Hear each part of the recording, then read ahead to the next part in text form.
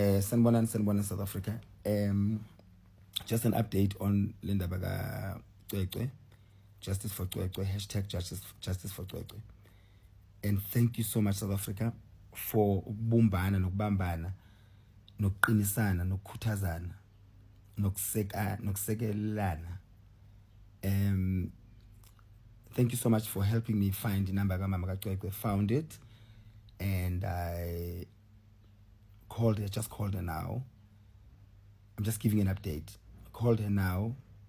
She sounds strong, she sounds sane. You know, again, in this whole situation, you'd expect her to be even emotionally distraught. She can't even think, but she's focused on making sure justice is served, and she's grateful of what the country is doing for her.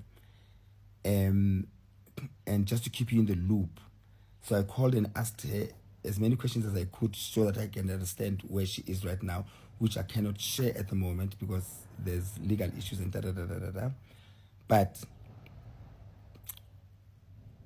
after speaking to her, I assured her she's not alone. We are definitely going to help her.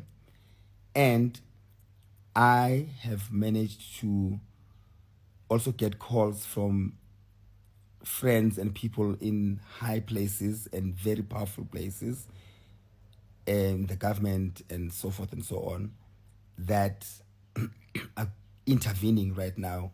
We are going in. We are not backing down. We are from the highest level, and just because it's going to be addressed and attacked or attended from the highest level of anything and everything that you can think of positions of power, does not mean you guys that have made it to be where it is right now in terms of making sure that justice is served, we are going to sit down and cool down. No. Asijigi, anijigi, sohlangana phezulu nabaphezulu, just in case. We don't want to be let down and relax and thinking, oh, it's going to be... No. You never know. As jiggy.